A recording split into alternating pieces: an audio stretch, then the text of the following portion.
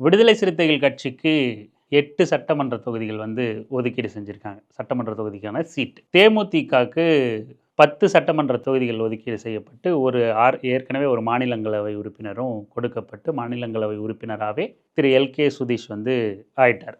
இப்போ கையெழுத்தான 8 தொகுதிகள், விசிகேக்கு கையெழுத்தான 8 தொகுதிகள் நீதியா, அநீதியா? நாம் இதை ஆதரவா பார்க்கலாமா? இல்லை எதிர்ப்பா பார்க்கலாமா? திமுக துரோகம் செஞ்சிருச்சுன்னு பார்க்கலாமா?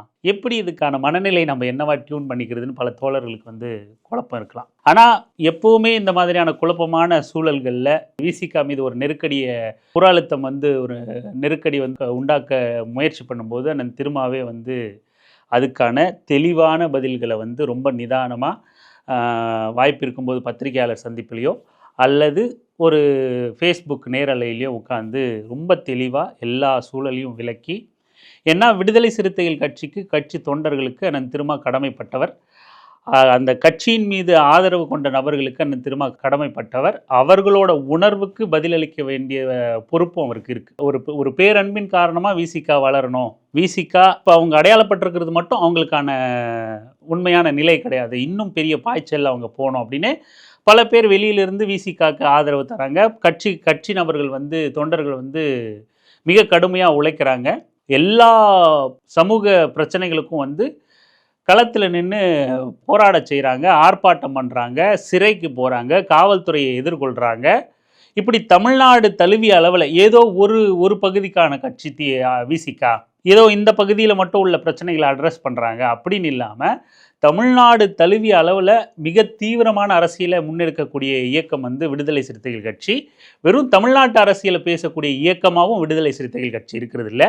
இந்தியாவுக்கான அரசியலே எந்த வழியில் பயணிக்கணும், அரசமைப்பு சட்டத்துக்கு பிரச்சனை அப்படின்னு 2024 அண்ணன் திருமா முன்னெடுத்த குரல் தான் ஒரு இந்தியாவுக்கான குரலா மேடைதோறும் சட்ட புத்தகத்தை கையிலேந்தி பிரச்சாரம் பண்ண வச்சிச்சு ராகுல் காந்தி.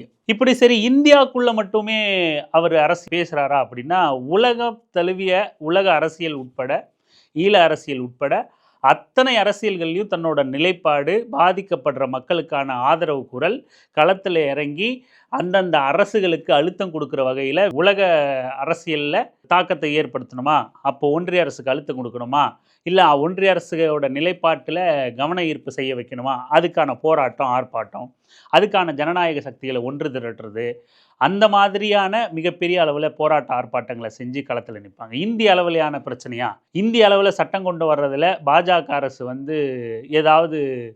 ஏதாவது இல்லை, எல்லா மக்கள் விரோத பிரச்சனைகளுக்கும் அதை மக்கள்கிட்ட கொண்டு போய் சேர்க்குற வழி என்ன, இந்திய அளவில் எந்த மாதிரியான ஒரு ஒருங்கிணைவை ஏற்படுத்தலாம் அப்படின்னு விடுதலை சிறுத்தைகள் கட்சி அண்ணன் திருமா அதுக்கான திட்டமிடல்களை, அதுக்கான வியூகங்களை, அதுக்கான போராட்ட களங்களில் தொடர்ச்சியாக இருப்பார். அதனோட விளைவில் தான் இந்தியா கூட்டணியில் விடுதலை சிறுத்தைகள் கட்சி ஒரு கூட்டணி கட்சியாக இடம்பெற்றுச்சு. திமுக கூட்டணியில் விடுதலை சிறுத்தைகள் கட்சி இருக்குது, அதனால விடுதலை சிறுத்தைகள் கட்சியும் இந்தியா கூட்டணியில் ஒரு கட்சிப்பா அப்படின்னு கிடையாது. விடுதலை சிறுத்தைகள்ன்ற கட்சி ஒரு தனி கட்சி, இந்தியா கூட்டணியில் அங்கம் வகிக்கிற ஒரு தனி கட்சி. அது ஏதோ திமுகவோட ஒட்டிக்கிட்டு போய் அங்கே ஒரு கட்சியாக இல்லை. இப்படி அத்தனை பிரச்சனைகள்லையும் வழக்கமாக ஒரு அரசியல் கட்சியோ ஒரு இயக்கமோ பொதுவாகவே அவங்களால அவங்களுக்கு எண்ணம் இருந்தாலும் அவங்களால அனைத்து பிரச்சனைகள்லையும் கவனம் செலுத்த முடியாது. சாதிய பிரச்சனைகளில் கவனம் செலுத்திட்டாங்க அப்படின்னா அவங்களால அது குறித்து மட்டும்தான் தீவிரமாக செயல்பட முடியும், அதுக்கான தரவுகளை எடுக்க முடியும், அதுக்கான தொடர் அழுத்தங்களை கொடுக்க முடியும். அதே போல் தமிழ்நாட்டு அரசியல் தெளிவியாளத்தில் இல்லை பாஜக, சனாதனம் அப்படின்னு கொடுத்தா அவங்கள மட்டுமே தொடர்ந்து கவனிக்கிற மாதிரியான நடைமுறை இருக்கும், செய்திகளை சேகரிக்க முடியும், அவங்கள தொடர்ச்சியாக டிஃபெண்ட் பண்ணுற மாதிரியான ஒரு கல அரசியல் இருப்பாங்க. ஆனால் சாதிய பிரச்சனை, பாஜக, சனாதானம், சமூகம், பண்பாட்டு தளம், தமிழ் தேசியம், மார்க்சியம் இப்படின்னு உலக அரசியல் மொத்தத்திலையும் களத்தில் நிற்கக்கூடிய ஒரே கட்சி விடுதலை சிறுத்தைகள் கட்சி. இப்படியான பறந்து விரிந்த ஒரு தளத்தில் இருக்கிற, அரசியல் செஞ்சுக்கிட்டு இருக்கிற, தியாகங்களை பண்ணிக்கிட்டு இருக்கிற, இன்னமும் தியாக தலைமுறையாக இந்த தலைமுறை நம்ம தியாக தலைமுறையாக இருக்கணும் அப்படின்னு அழைப்பு விடுத்துக்கிட்டு இருக்கிற ஒரு தலைவர், தொண்டர்கள் நிரம்ப பெற்றிருக்கிற ஒரு கட்சி, போராட்ட களத்தில் நிற்கிற ஒரு கட்சி. அந்த கட்சிக்கு சமூக நீதி கட்சின்னு சொல்லிக்கக்கூடிய திமுக கட்சி 8 இடங்கள் கொடுத்தது அநீதி அப்படின்னு பல தோழர்களால் கண்டிப்பாக பார்க்கப்படும், விமர்சிக்கப்படும். அது ஒரு விதத்தில் நம்ம நேரடியாக இப்படியான கள செயல்பாடுகளையோ அரசியல் செயல்பாடுகளையோ வைத்து நம்மளை குறைத்து மதிப்பிடுகிறார்களே, இவ்வளோ செயல்பாடுகள் இருக்கும்போது அந்த செயல்பாடுகளை பொருட்படுத்தாமல் குறைத்து மதிப்பிடுகிறார்களே அப்படிங்கிற ஒரு ஆதங்கம் இருக்கலாம், கோபமும் இருக்கலாம், நியாயம்தான். ஆனால் இதையெல்லாம் தாண்டி இந்த 8 தொகுதிகளை ஏற்று இதில் 100% உழைப்பை செலுத்தி 8 எம்எல்ஏக்களா அடுத்த 5 ஆண்டுகளுக்கு விடுதலை சிறுத்தைகள் கட்சியிலிருந்து பயணிக்கும் போது விடுதலை சிறுத்தைகள் கட்சி அடுத்த பாய்ச்சல்ல இருக்கும் அப்படிங்கிறத நாம் மட்டும் சொல்லலை, திருமாவே நமக்கான அடுத்த பாய்ச்சலாக இதை நீங்கள் கருதணும், 100% உழைப்பை செலுத்தணும் அப்படின்னு சொல்லிட்டு லைவ்ல பேசியிருந்தார். ஆனால் ரியாலிட்டியில் ஏமாற்றங்கள் இருந்தாலும் கூடுதல் தொகுதிகள் நமக்கு கிடைக்க பெறணும் அப்படின்னு இருந்தாலும் உழைப்புக்கேற்ற அங்கீகாரம் இல்லை அப்படிங்கிற எண்ணம் இருந்தாலும் இந்த 8 எம்எல்ஏக்களை 100% நம்ம வெற்றி அடைஞ்சிட்டோம் அப்படின்னு இப்போ வாக்கரசியலில் பலத்தை நிரூபிக்கிறதன் மூலமாக நிச்சயம் விடுதலை சிறுத்தைகள் கட்சி மிகப்பெரிய பாய்ச்சலை அடுத்த 5 ஆண்டுகளில் அடுத்த 10 ஆண்டுகளில் வந்து நிச்சயம் தொடும். மிகப்பெரிய வளர்ச்சியை வந்து விடுதலை சிறுத்தைகள் கட்சி தொட்டிருக்கும். அதே போல் சரி 8 தொகுதிகள் கொடுத்தது அநீதி தானா அப்படின்னா, வெறுமனே நம்ம ஏற்கனவே சொன்ன மாதிரி 2 எம்பி சீட்டு கணக்கு வச்சாவது ஒரு 12 சீட்டு கொடுத்துருக்கலாம், அப்படியாவது இரட்டை இலக்கத்தில் சீட்டு ஒதுக்கியிருக்கலாம். இருந்தாலும் கூட திமுக வந்து விடுதலை சிறுத்தைகள் கட்சிக்கு சீட்டு தொகுதி பங்கீடு செய்கிறது அப்படிங்கிறது வந்து வெறுமனே விடுதலை சிறுத்தைகள் கட்சி பலம் சார்ந்தது மட்டும் கிடையாது, அல்லது திமுகவோட மனப்பான்மை சார்ந்தது மட்டும் கிடையாது, இது இந்த சமூகத்தோட பொது உளவியல் சார்ந்ததும் கூட. அதை நாம் கருத்தில் கொள்ளணும். விடுதலை சிறுத்தைகள் கட்சிக்கு நாம் வெறும் 10 இடங்களோ 12 இடங்களோ தாண்டி கூட நமக்கு இன்னும் அதிக விருப்பம் தான் இருக்குது. ஏன் அண்ணன் திருமா முதலமைச்சர் ஆகணும் அப்படிங்கிற ஒரு ஆர்வம் தான் இருக்குது. ஏன் 10 தொகுதிகளோ 12 தொகுதிகளோ இல்லாமல் மக்கள் நல கூட்டணியில் விடுதலை சிறுத்தைகள் 25 தொகுதியை பங்கெடுத்த மாதிரி, அதில் போட்டியிட்ட மாதிரி இன்னும் 25 தொகுதி போட்டியிட்டாலும் சிறப்பு தான் அப்படிங்கிற எண்ணமும் நமக்கு இருக்குது. இதையெல்லாம் இன்னும் தாண்டி உச்சபட்சமாக விடுதலை சிறுத்தைகள் கட்சி ஆளுங்கட்சி வரணும் அப்படிங்கிற எண்ணமும் ஜனநாயக சக்திகளுக்கு இருக்கு.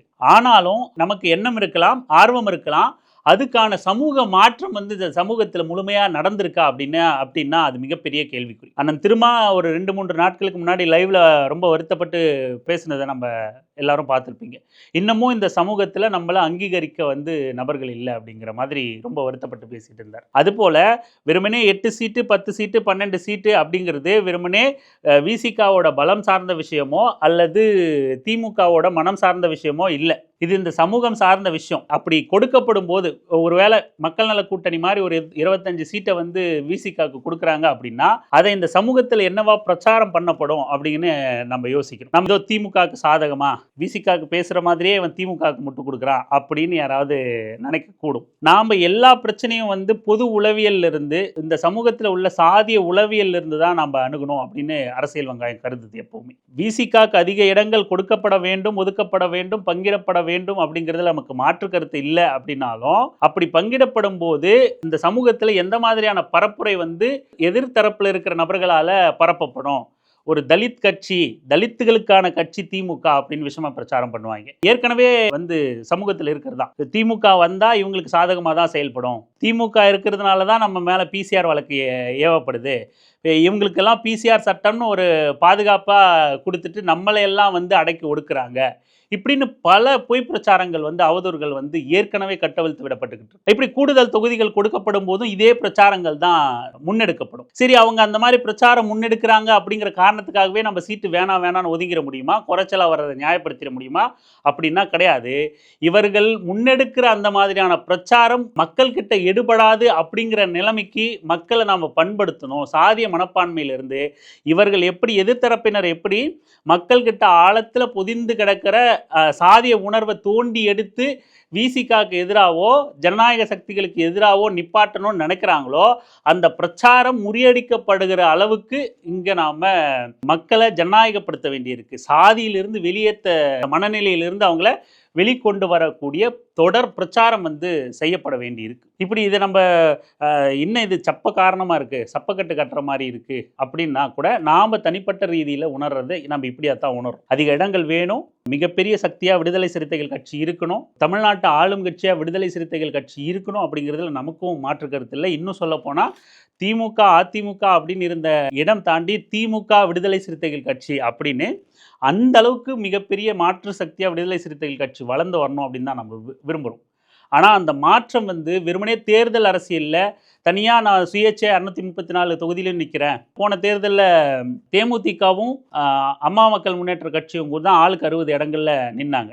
இடம் வந்து எத்தனை இடங்களில் போட்டியிடுறோம் அப்படிங்கிறது வந்து மக்கள் செல்வாக்கையோ இல்லை இங்கே நிலவக்கூடிய சமூக அரசியல் பிரச்சனைகளையோ தீர்த்துறாது. அதை நாம் இந்த மக்களோட சமூக மாற்றத்தோடு சேர்ந்து முன்னேறும் போது தான் நாம் இன்னும் கூடுதலாக எதிர்பார்க்குற நிலையை நம்ம எட்ட முடியும். 8 அப்படிங்கிறது மிக குறைவானது தான். குறைஞ்சபட்ச இரட்டை இலக்கங்களை தொற்றுக்கணும். ஆனாலும் இன்னும் நம்ம கூடுதலாக அடைய நாம் இங்கே களத்தில் வேலை செய்ய வேண்டிய தொடர் பிரச்சாரமும் பரப்புரையும் தொடர்ந்து வெளிப்படையாக சாதிய பிரச்சனைகளை உடைச்சி பேச வேண்டிய தேவையும் இந்த இடத்துல நம்ம சமூக சூழலில் நிலவிக்கிட்டே இருக்குது. அண்ணன் திருமா வருத்தப்பட்டு பேசின மாதிரியான சூழல் இன்னமும் இங்கே இருக்குது. அதை உடைக்கிறதுக்கான வேலையை நம்ம செய்யணும். ஆனால் 8 தொகுதியில் ரொம்ப தீவிரமாக வேலை செஞ்சு 8 எம்எல்ஏக்களை விடுதலை சிறுத்தைகள் கட்சி இன்னும் 2 மாதத்தில் பெறும்போது நிச்சயம் அடுத்த 5 வருஷத்தில் அது மிகப்பெரிய தாக்கத்தை ஏற்படுத்தி அடுத்த நாடாளுமன்ற தேர்தலில் அது இன்னும் பெரிய வலுவான நிலைக்கு விடுதலை சிறுத்தைகள் கட்சியை கொண்டு செல்லும். இப்போது இந்த தேர்தலில் 8 எம்எல்ஏக்களுக்கு எப்படி வாக்கு வங்கி பரிமாறப்படுது, விடுதலை சிறுத்தைகள் கட்சியினால் எப்படி மற்ற கூட்டணி கட்சிகளுக்கு வாக்கு வங்கி பரிமாறப்படுது அப்படிங்கிற கணக்கெல்லாம் அடுத்த கட்ட பாய்ச்சலா அடுத்த உச்சத்துக்கு விடுதலை சிறுத்தைகள் கட்சி கொண்டு போகும் அப்படிங்கிறதுல எந்த சந்தேகமும் இல்லை. இன்னைக்கு இது அதிருப்தியாக இருக்கலாம், சின்ன வருத்தம் இருக்கலாம். ஆனாலும் கூட நிச்சயமாக அடுத்த 5-10 வருடங்களுக்கான விசிகாவோட வளர்ச்சிக்கு இந்த இடம் வந்து மிகப்பெரிய அளவில் உதவும். 8 எம்எல்ஏக்களாக உறுதி செய்யப்படும் போது அதுக்கான உழைப்பை வந்து மக்கள் தீவிரமாக, அதாவது விசிகா நபர்கள் வந்து தீவிரமாக வந்து களத்தில் முன்னெடுக்கணும் அப்படின்னு தான் நம்ம கேட்டுக்கிறோம். இதை தாண்டி அண்ணன் திருமா வந்து விளக்கம் கொடுத்துருந்தார். லைவ்ல பேசி வந்து திமுக வந்து தொங்கு சட்டசபை அமைஞ்சிடக்கூடாது, அவங்களுக்கும் நெருக்கடி இருக்குது சீட்டு பகிர்ந்து கொடுக்கறதுல அப்படின்லாம் பேசியிருந்தாரு. இதுக்கு முன்னாடி நம்ம இன்னொன்று சொல்லணும் அப்படின்னா, தேமுதிகக்கு அதிகமாக கொடுத்துட்டாங்க அப்படின்னு சொல்லிட்டு இன்னமும் இயல்பான உணர்வாக நமக்கே எடுத்துக்கிட்டிங்கன்னா கூட எனக்கும் கூட விசிகாக்கு 8 தொகுதி அப்படின்னும் போது ரொம்ப மகிழ்ச்சியாக இருந்துச்சு. பரவாயில்ல, மற்ற எல்லா கட்சிகளுக்கும் போன தேர்தலை விட குறைச்சி அழுத்தம் கொடுத்து குறைச்சி கடுமையான பேச்சுவார்த்தை இழுபறிக்கு இடையில கம்யூனிஸ்ட் கட்சிகளுக்கு 5 தொகுதி, மதிமுகவுக்கு 4 அப்படின்னு குறைச்சி கொடுத்துட்டு விசிகா முன்பை விட 2 தொகுதிகள் வந்து கூடுதலாக வாங்கியிருக்கு. பாண்டிச்சேரியோட சேர்த்து பார்க்கும்போது அது 8லேருந்து +2 இல்லை 3 சேர்ந்துரும் அப்படின்னும் போது 10க்கும் மேற்பட்ட இடங்கள் வந்து இவங்க போட்டியிடுற மாதிரி இருக்குது அப்படின்னு ரொம்ப கேட்ட உடனே நமக்கு உண்மையிலேயே மகிழ்ச்சியான செய்தியாக தான் இருந்துச்சு. ஏன்னா அது நாள் வரைக்கும் வந்து அரசியல் வட்டாரங்கள் அடிப்பட்ட செய்தி வந்து இந்த மாதிரி நெருக்கடி இருக்குது, சீட்டு குறைக்கப்படுற மாதிரி இருக்குது, 6 சீட்டே தான் தொடர்ற மாதிரி இருக்குது, இல்லை 5 சீட்டாக ஒருவேளை தொடரலாம். ஏன்னா போன தேர்தலில் மதிமுக, விசிகா, கம்யூனிஸ்ட் கட்சிகள் 2க்கும் சிபிஐ, சிபிஎம் எல்லாருக்கும் 5 தொகுதி தான் ஒதுக்கியிருந்தாங்க. ஸோ அதே வகையில் தான் ஒதுக்க போகிறாங்கங்கிற நமக்கும் கடுமையான அதிருப்தி மனநிலையில் தான் இருந்தோம். ஆனால் 8ன்னு கேட்கும்போது ஒரு மாதிரி மகிழ்ச்சியாக தான் இருந்துச்சு. உடனே இரவு வந்து தேமுதிகக்கு 10 தொகுதிகள், ஏற்கனவே ஒரு நாடாளுமன்ற மாநிலங்களவை உறுப்பினர் கொடுத்துட்டாங்க. இப்போ வந்து தேமுதிக டக்குன்னு அந்த மனநிலை வந்து ஓகே, தேமுதிகக்கே 10 கொடுத்துருக்காங்க, விசிகாக்கு 8 தானா அப்படின்னு. அந்த செய்தி வராததுக்கு முன்ன வரைக்கும் நமக்கு விசிகாக்கு 8 இடங்கள் கொடுத்தது கொஞ்சம் மகிழ்ச்சியான செய்தியாக தான் இருந்துச்சு. இந்த செய்தி வந்ததுன்னே அது வந்து ஒரு மாதிரி சின்ன வருத்தத்தை ஏற்படுது. டக்குன்னு இயல்பான ஒரு மனநிலை வந்து அப்படி பார்க்க தோணுது. ஆனால் அதுக்கான திருமாவே விளக்கம் கொடுத்துருந்தார். இன்னும் சொல்லப்போனால் தேமுதிகவில் கூட அப்படியான பேச்சாளர்கள், அப்படியான தங்க தரப்பு வாதங்களை வைக்க திறமையான பேச்சாளர்கள்னு யாருமே கிடையாது. தேமுதிகக்கும் சேர்த்து வந்து என்ன திருமா பேசுகிறார். அது பிரதான எதிர்கட்சியாக இருந்த ஒரு கட்சி, எதிர்கட்சி தலைவராக விஜயகாந்த் இருந்தார், மாநில அளவில் 2வது பெரிய கட்சியாக இருந்த கட்சி. அதனால் அவங்களுக்கு உரிய அங்கீகாரம் கொடுக்கணும் அப்படின்னு அவங்க யோசிக்கலாம்.